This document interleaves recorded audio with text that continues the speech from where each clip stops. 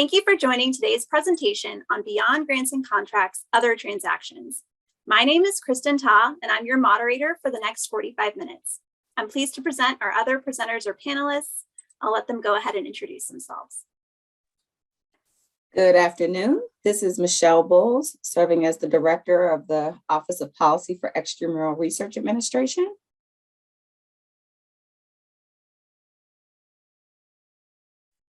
This is Corey Upmeyer. I'm also in that office. Good afternoon, everyone. Thank you for joining us today. My name is Kristen Wagner, and I'm the lead policy analyst for other transactions in OER Opera. Go ahead. Michelle, go ahead. No, I was going to say, just wanted to give everyone a shout out and a welcome to all of our attendees. We are really excited to have you as a part of this presentation today. Opera has added another function within its repertoire. So you know us for our grants and cooperative agreement skills, and we are excited to say that we have added other transactions where we now have the pleasure of having oversight for the policy compliance and training functions of OTs here at NIH. It also serves as a central internal policy function. As I said, we provide the internal training as well as we're doing the external training today. Internal compliance, where the ICs and the program officials at the various institutes and centers provide the external compliance. We also help with determining the appropriate awarding instrument, whether or not the OT is the appropriate awarding instrument to use aside from our traditional ones, which are grants and cooperative agreements and contracts. And we also provide oversight and chair the other transaction advisory committee, where we have a plethora of highly functioning professionals, as you all know, here at the NIH, that lead and help us lead some of the OT areas, as well as we have our lead users that work with the ERA OT functionality. And then we leverage and share resources through a formalized committee under OTAC, which is the Other Transactions Advisory Committee. Corey, you want to give a little bit about yourself now?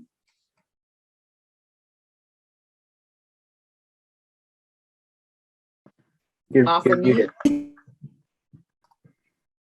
I apologize. Thank you, Michelle. My name is Corey Upmeyer, and I've been in the federal government for about 24 years, working as a program analyst, grant specialist, auditor, contracting officer, representative. I've kind of wore several hats, but I have several extensive experience in monitoring grants and FAR-based contracts and serving as a contract officer representative in over 7 agencies. I'm now in the National Institute of Health since late 1999, where I served as an other transaction agreement specialist for the All of Us research program and the Aim Ahead research program. I'm now another transaction policy analyst for the Office of Policy for Extramural Research Administration. And I really enjoy working with my group to work on policy and training and forward OTs in the agency. Thank you, Corey. Kristen? Sure. Again, my name is Kristen Wagner, and I'm the lead policy analyst here at the NIH. Prior to my current position, I had the opportunity to serve as an other transactions agreement specialist and an other transactions agreement officer throughout different ICs at the NIH. So overall, I've had about 5 years of experience working in OT, and I've been honored to serve and work with Michelle and Kristen Ta in the policy division for the past 2 years. So again, welcome, and we're excited to have this time with you today. Absolutely. Next slide.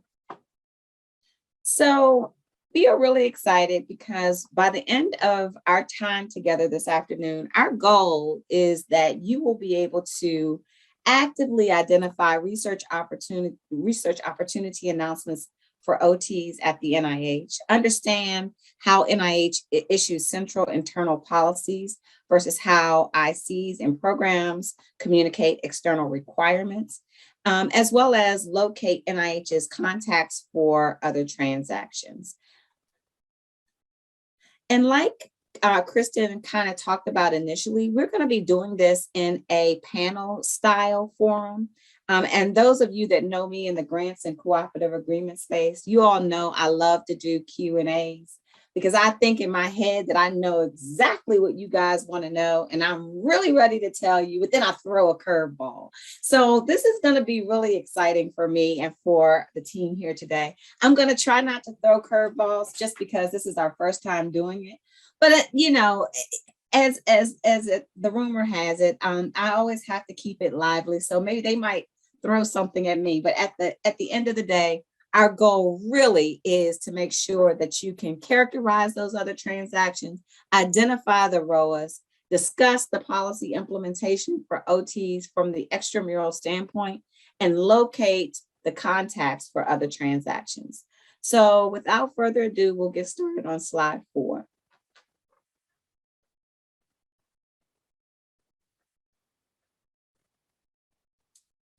Okay, so we're going to hit it again. So what we'll do is, Corey, I'd like for you to start off by talking to us about what other transactions are. Can you please explain to us what authorities we have that govern other transactions and where they come from? That's an excellent question, Michelle. Other transaction authorities allow the federal government agencies to enter into the other transactions.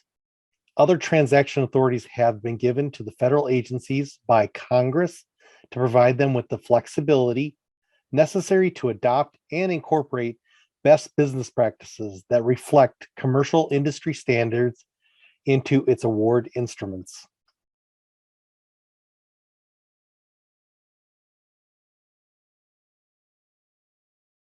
Thank you very much, Corey. Now, can you tell us this? Define what another transaction is for us. What is an other transaction? Well, that's kind of a good segue from the authorities, because another transaction is basically a legal, unique awarding instrument. It's not a FAR-based contract. It's not a grant or cooperative agreement.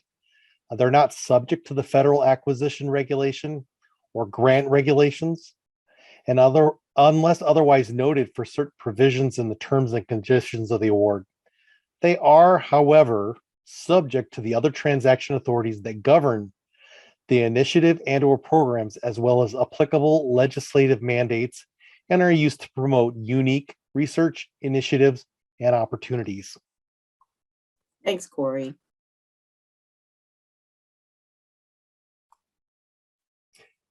Kristen, now that we have a definition of other transaction authorities and other transactions, can you share with us how other transactions actually commenced? Sure, thanks, Corey. So I have to give you all a quick abbreviated history lesson for us to understand the commencement of other transactions. So let's all think back to the quote unquote race to space. So as some of us remember, on October 4th, 1957, the first satellite to orbit the Earth crossed the night sky. The Soviet Union's successful launch of Sputnik set the pace for an intense space race with the United States. Seeking to reassert its technological superiority over the Soviet Union, the United States launched its first rocket from Cape Canaveral on December 6, 1957. But the rocket's thrusters failed within seconds and it fell back to Earth. These events demonstrated the government's need for faster technology acquisition to maintain competitiveness. So at that time, President Dwight Eisenhower responded to the rocket's loss by asking Congress to establish a civilian agency with a space exploration mandate. So on July 29th, 1958, Congress passed the National Aeronautics and Space Act, thus establishing the National Aeronautics and Space Administration, referred to as NASA. In passing the Space Act, Congress granted NASA broad acquisition authority to achieve its objectives, including the authority to enter into other transactions as may be necessary in the conduct of its work and on such terms as it may deem appropriate. The Act thus created a new kind of awarding instrument called other transactions, also known as other transactions agreements, and granted NASA the exclusive authority to enter into other transactions. So in the wake of the Act's passage, the United States invested extensively in space technology. And as we can recall, on July 20th, 1969, less than 12 years after the passage of the Space Act, NASA successfully landed the Apollo 11 astronauts on the moon.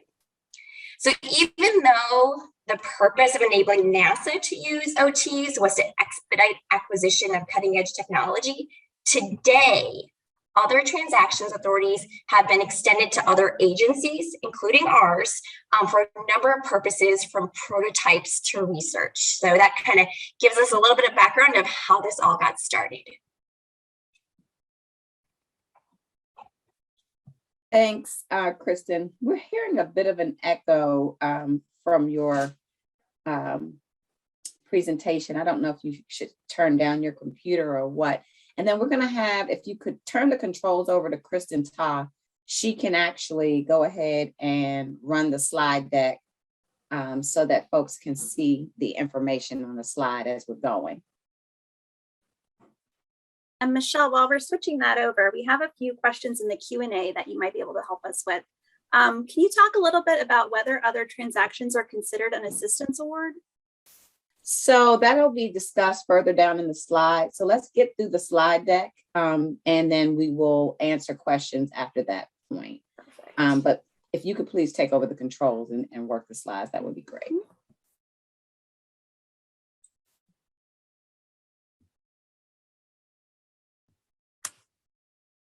So the slide deck now, I think you all should be able to see that. And this is kind of where Kristen Wagner was going from congressional authorizations by many federal departments on the use of other transactions. Very nice history and really, really, really interesting. And I thank Kristen Wagner for that. All righty. So on slide 7 now, I think, Corey, this is for you. Yes, yes, Michelle. And thank you very much, Kristen. Now that we know how OT started and that there are other federal agencies that have other transactions authority. Yeah, Kristen, if you can back up one slide. So since 1958, Congress has authorized many federal, so oftentimes we get asked this question, so I kind of like to give a little bit of a history with this. Since 1958, Congress has authorized many federal departments and agencies to use other transaction authorities. This list isn't full, but just so you guys know, it includes the Department of Defense, the Department of Energy, the Department of Homeland Security, the Department of Transportation, the Federal Aviation Administration, the Department of Health and Human Services, and our National Institutes of Health. Just a fun fact is that the first HHS NIH Other Transaction Authority was extended in 1972 to the National Heart, Blood Vessel, Lung, and Blood Diseases and Blood Resources Program, now NHLBI. Since then, the NIH has received additional other transactions authorities, and we'll dig into those next. So on that note, Michelle, can you please share with everyone a little bit about NIH's other transactions authorities? Absolutely. So the question is whether or not I can share about some of NIH's other transaction authorities. So on the slide, we have 3. And currently, there are only 3 active other transaction authorities. But the great thing you'll know is that first bullet that lists our authority is NIH's broad legal authority. It allows the ICs, all ICs, at the discretion of the IC director to use another transaction awarding instrument to further promote the IC's mission, NIH's mission, using this unique transaction.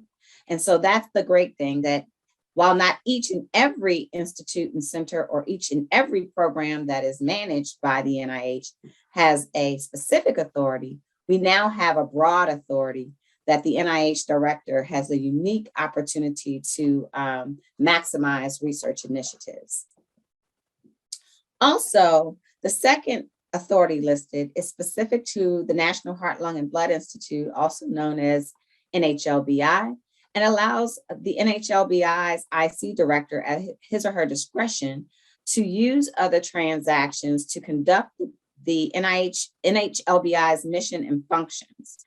It also informs the NHLBI on how to carry out the program under policies that are established by the director of NIH, and allows them to enter into contracts, leases, cooperative agreements, and other transactions as necessary in order for the director to conduct and promote his or her functions. And then the final authority listed is specific to NCATS. NCATS has an authority that informs us that if the director of NCATS determines that the goals and the objectives of the section cannot be adequately carried out through our traditional mechanisms, which are grants, cooperative agreements, and contracts, that he or she has the flexibility and the flexible research authority to use other transactions to fund projects under the Cures Acceleration Network. So not every IC, I'll just tell you, not every IC opts to utilize the other transactions awarding instruments, and they're for varying reasons. From some to a huge tap and lift on human resources, to the hesitation with the lack of guardrails such as regulations and policies, and we'll get into a bit about that in a minute. Great, thank you so much, Michelle. That really provides good insight to how we can work with other transactions at the NIH. Michelle, can you also talk a little bit about a couple of initiatives that have used other transactions, the transactions awarding instrument here at the NIH? Sure. So NIH has 25 initiatives using other transactions at the moment. So as I stated, while some of our ICs are not utilizing them at the maximum availability, many are. So within the OD, we have the All of Us research program, which, as you know, the goal there is to ensure better health for all of us, both individually and collectively. And then the All of Us program is unique for many reasons, including its size, commitment to diversity, and the belief that the participants should be partners in research. Also within the OD, we have our common funds, which we call the SPARK program, which seeks the opportunity to accelerate and develop therapeutic devices that modulate electrical activity in nerves to improve organ functions. And this program was one of the first that I'd actually worked on under the OT authorities, and actually worked with the program to establish it. Really neat. Its therapeutic strategy is also known as bioelectronic medicine, and it could offer new treatment options for diverse diseases and conditions such as hypertension, heart failure, gastro disorders, type 2 diabetes, and inflammatory disorders, and more. So that's another really neat program and unique program that our OTs have taken advantage of. And then at the NHLBI, we have the Cure Sickle Cell Initiative, which is a collaborative patient-focused research effort designed to accelerate promising genetic therapies to cure sickle cell diseases. And so with that, it brings ways to advance research and bring together the sickle cell disease community, patients, advocates, caregivers, providers, researchers, industries, and industry partners, and others. And that is just an amazing holistic standpoint for how we cure and execute the research efforts. And then, of course, we have a few others, which are AIM Ahead, which is a consortium. We already talked about the All of Us research program, Bridge to Artificial Intelligence, which is a really neat one. We have one that's helping to end addiction long-term, which is our HEAL program. And then NCATS has a biomedical data translator program, which is a really neat one. And then one that I found really exceptional is the NHLBI Biodata Catalyst Program. So there are several, like I said, several initiatives under the OT space that we are monitoring and managing within the NIH.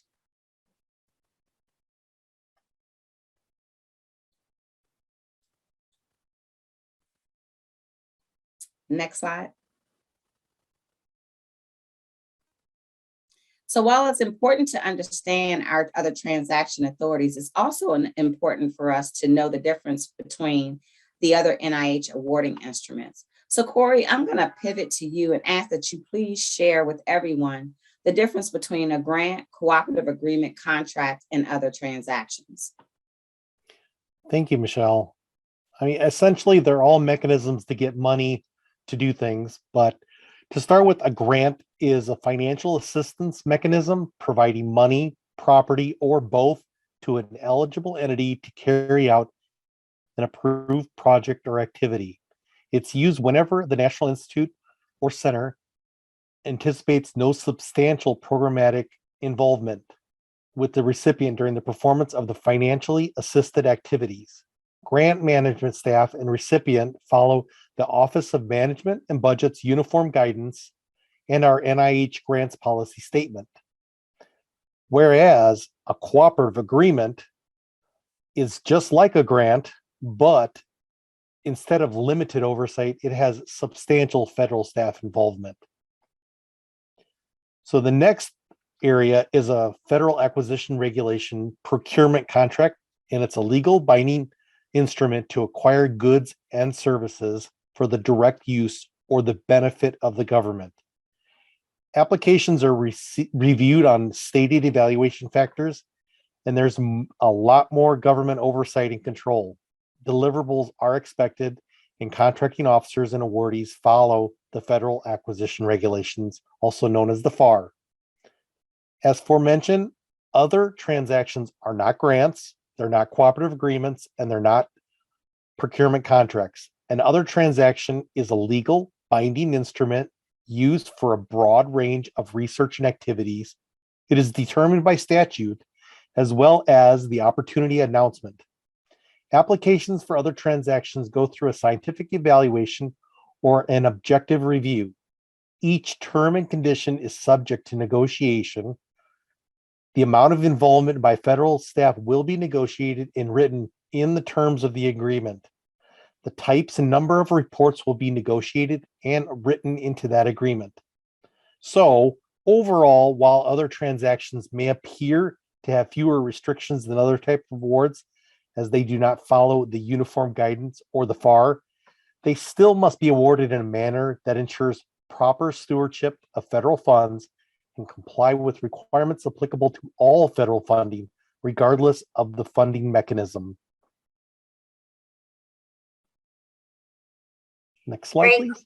Yeah, Corey, that was really helpful. Thank you.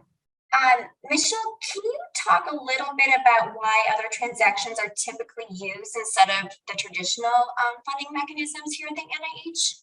Yep, absolutely. So at NIH, the OT mechanism is used when the approach to science or research cannot be done by our traditional awarding instruments. Many of our agreements really include projects where the science is expected to be highly evolving, and with requirements for additional aims and expertise to be added or removed throughout the life of the project after the term is executed. And because of that and the need for flexibility to negotiate those terms and conditions, it's appropriate for the specific program requiring that fluid implementation. It might need to be stood up or taken down on a dime. And being able to have that flexibility and working across partnerships, as we've learned, some of our authorities allow us to engage with our advocates, our patient population, and others. And we want to be able to do that in a very nimble, in a very flexible, in a very fluid way. And having that ability to do that through other transactions is truly an honor and exciting for the NIH and for our recipients. Oh my gosh, indeed, Michelle, the flexibility and fluidity is so important. Thank you so much for hitting on that. And it is so exciting. So with that, Corey, can you help everyone understand where they can locate opportunities for other transactions?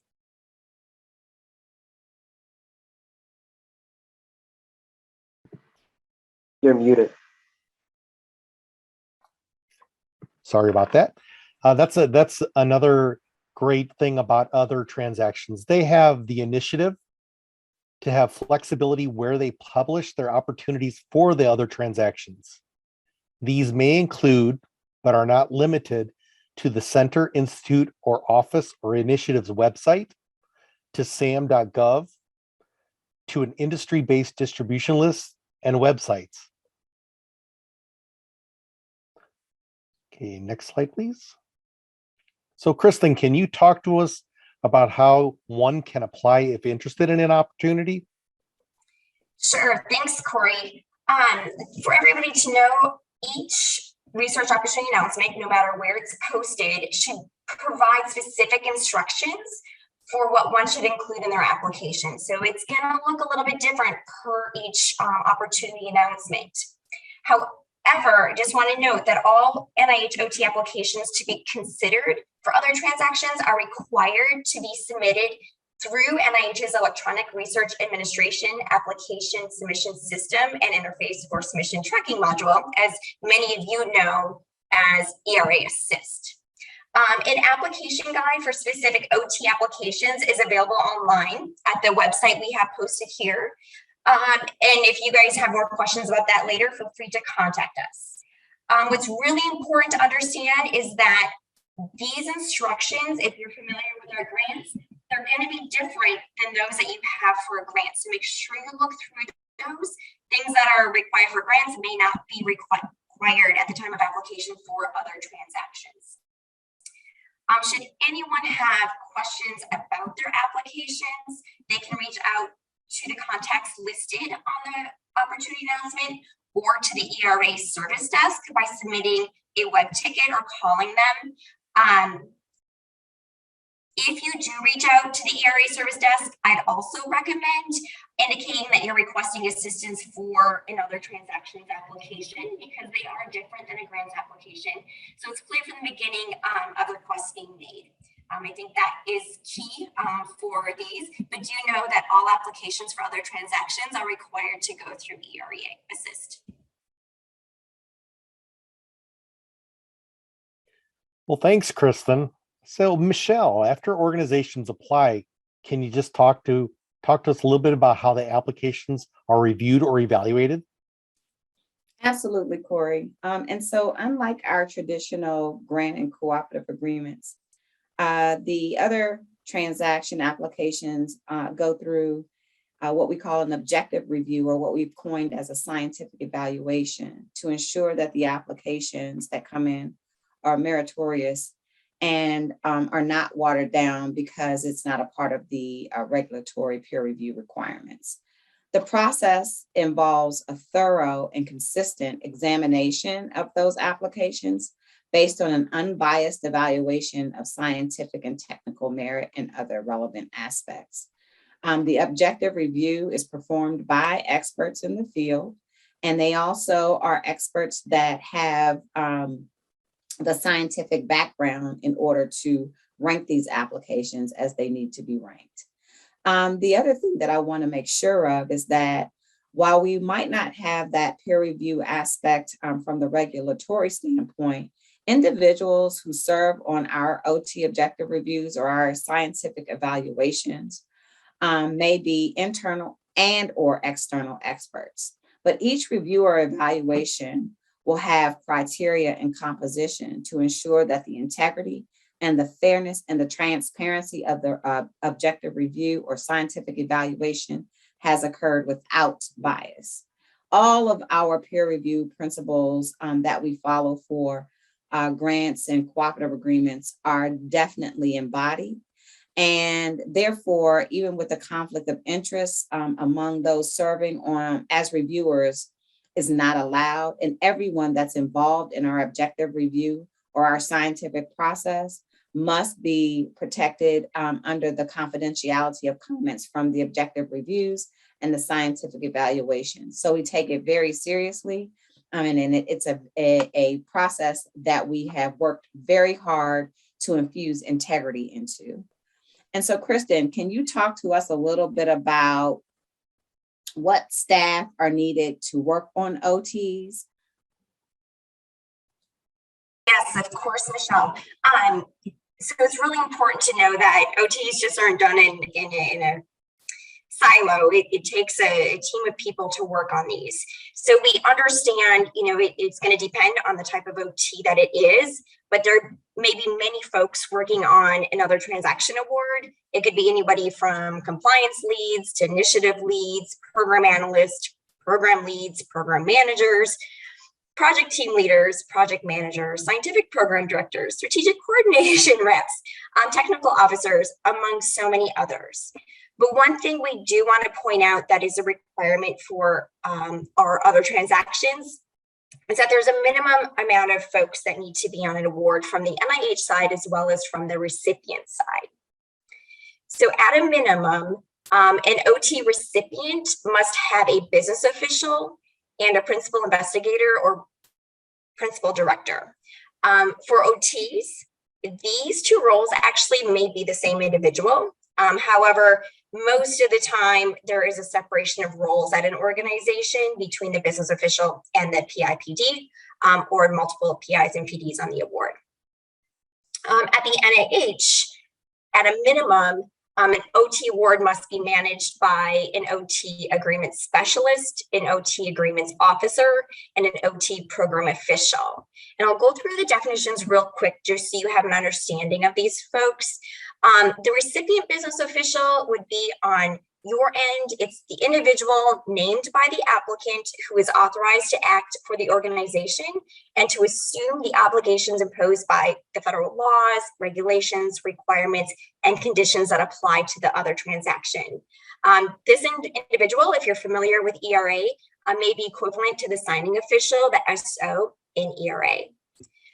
For the recipient program director or principal investigator, this is the individual or individuals designated by the applicant to have the appropriate level of authority and responsibility to direct the project or program to be supported by the OT. Applicants may designate multiple individuals as program directors or principal investigators who share the authority and responsibility for leading and directing the project. However, when multiple PDs and PIs are named, each is responsible and accountable to the applicant and collaborating organizations for the proper conduct of the project or program, including the submission of all the required reports.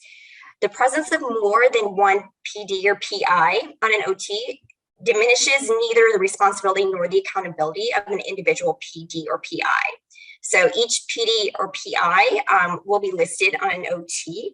And this is different than for those of you who are familiar with grants. For our communication's sake, for OTs, we place all PIs and PDs on the award and on communication, so everybody's on the same page. For the NIH side, the other transactions agreement officer is a certified federal employee authorized to execute other transactions on behalf of the government. The agreements officer is responsible for legally committing the government to an OT, and they can enter into, administer, and terminate the other transactions. The other transactions agreement specialist is a federal employee who serves as a delegate of the agreements officer. They're typically assigned to the responsibility of the day-to-day administrative management of the OTs. And so if you receive an OT award, you may be more in correspondence with the agreement specialist than the agreements officer for the day-to-day management of the award.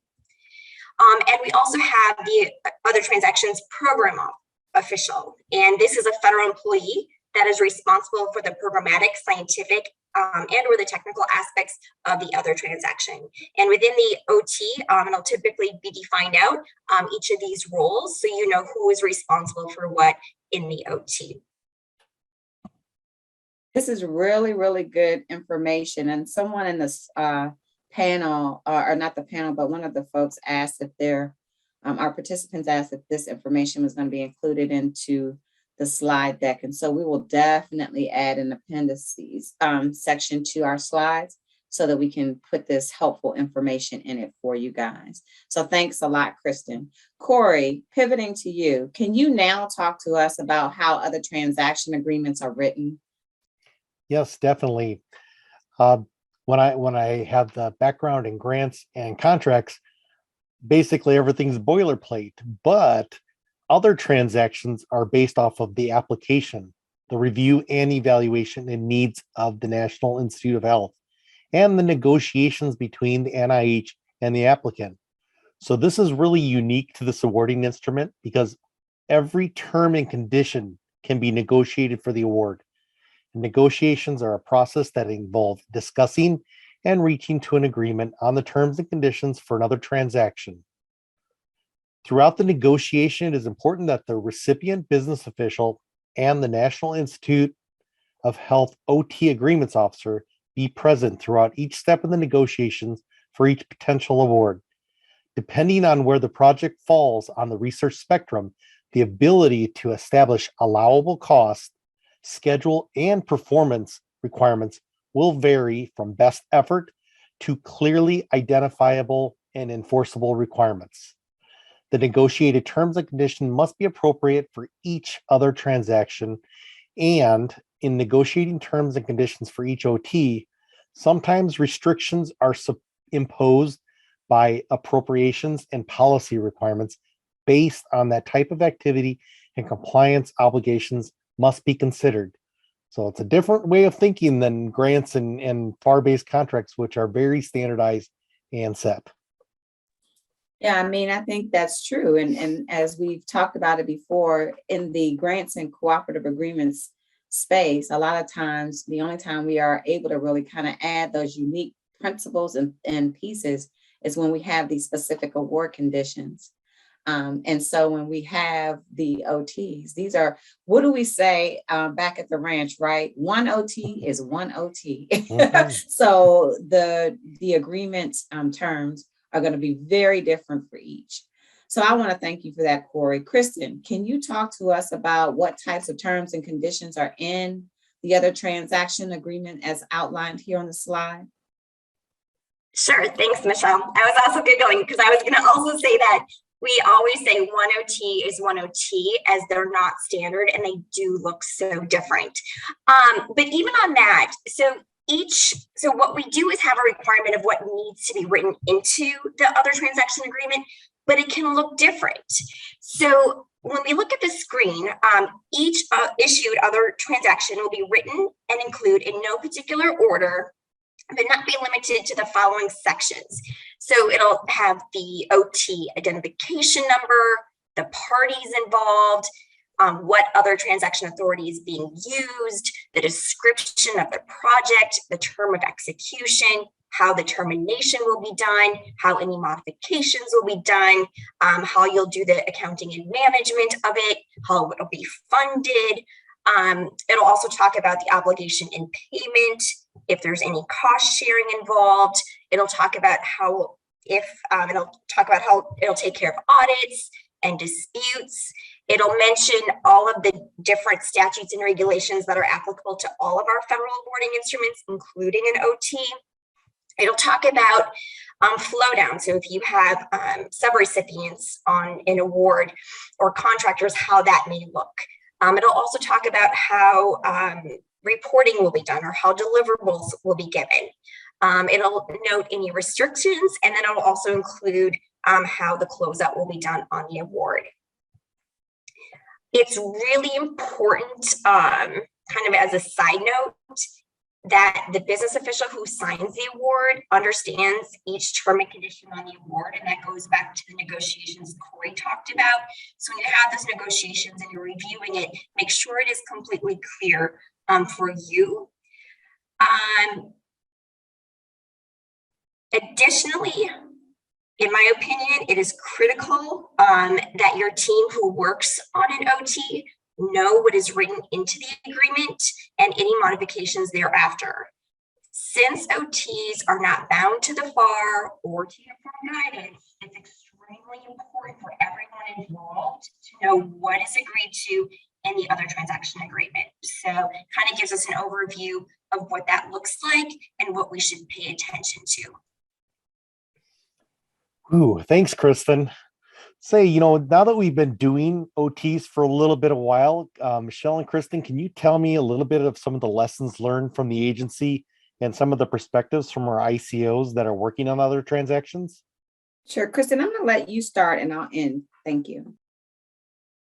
Thanks, Michelle. So I'm going to share with you all some things based on my experience when I was an agreement specialist and agreements officer. It'll kind of touch on a few things I mentioned before, but I'm going to highlight these because I do believe they're super important.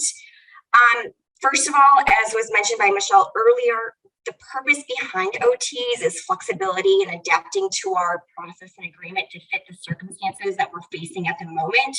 So to be aware of that going into it.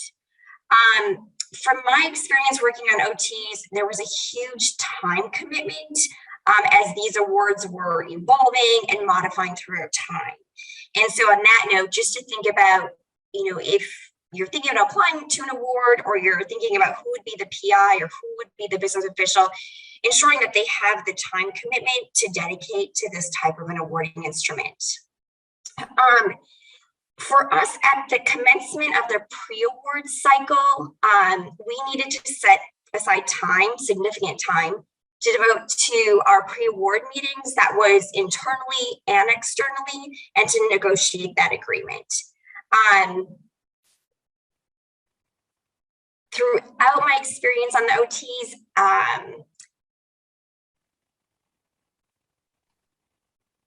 there was often more than just the business official involved in the negotiation process. And so that's something that's different than for those of you involved with grants, where sometimes you can just take it and run with it. Oftentimes when we would send the agreements to be reviewed and start that negotiation process, there might be senior leadership, there might be attorneys, there might be your supervisors. So there were various people involved in every institute, every organization, every entity that we worked with was a little bit different. But that was both on the recipient side and the NIH side, because it is an agreement and it is being negotiated. Folks need to see that and they want more eyes on it. So make sure if you plan for these that you build in the appropriate team and eyes and time to review that.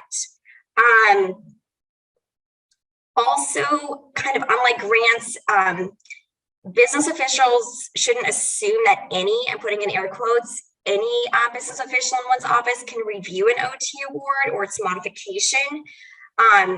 It's really important to distinguish the differences so that business officials who work on OTs understand the difference between them and grants and contracts. Sometimes I would have folks say, oh, this person can just sign it, but would the recipient really want somebody just to sign it without understanding the full agreement that was agreed to before, and then the next modification of that. Another thing, as I alluded to earlier, another piece that I always like to remind folks of is that all parties, team members must understand the OT agreement and all succeeding modifications. Again, I mentioned this before, because they're not bound to the FAR uniform guidance. Everyone should understand what is written into the agreement. What are the goals? What are the milestones? What can't we do? What are the requirements? What's the reporting looking like to do that? Oh, and I just got a note that we have 1 minute left, so I'm not going to go through anything else. Michelle, I'm going to turn it over to you to talk about the agency side. So one of the things that I think that has been very enlightening for the OT authorities is to be able to work with the recipients in a much different venue, where we have to get a prior approval for many things, where we are not able to quickly pivot in the research because of administrative requirements. That's not so with the OTs. The OT awarding instrument, to me, really does drive the science versus the administrivia driving the science, or hindering the science, if you will.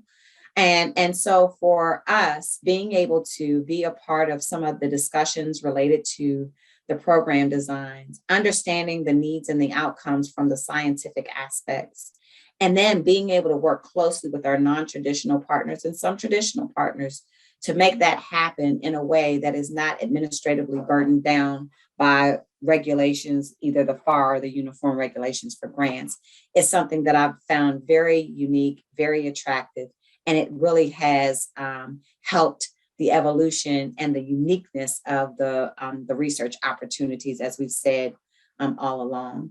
So I do believe that there's just a wonderful, unique opportunity for NIH to enter into this space with our recipients in our OT community in ways that we've not had the opportunity to do it before. And it's all through negotiations of the terms and conditions of the OT awards, understanding what that baseline science is and the outcome, how quickly and how nimble we need to be to make that happen. That's really the beauty of the OT. And that's really the beauty that I've seen as I've been partnering with our programs across the enterprise to make these happen. And with that, Kristen, Ta, I will turn it over to you. Great. So thank you so much to our presenters and participants for a great session. I know we have several questions in the Q&A that we weren't able to get to, so we'll make sure we get those downloaded so that we can post responses for you all. If you still have additional questions, please visit our exhibit hall staff for chat and one-on-one opportunities. And you can also find contact information in the help section of our grants.nih.gov website. Your feedback on this presentation is very important, so please take a moment to let us know what you thought by clicking on the session feedback button located with the description and presenters on the auditorium list of sessions. When you're completely done with the seminar, please also complete the overall survey form in the navigation bar at the top of the page. Thanks again, and I hope everyone has a great day.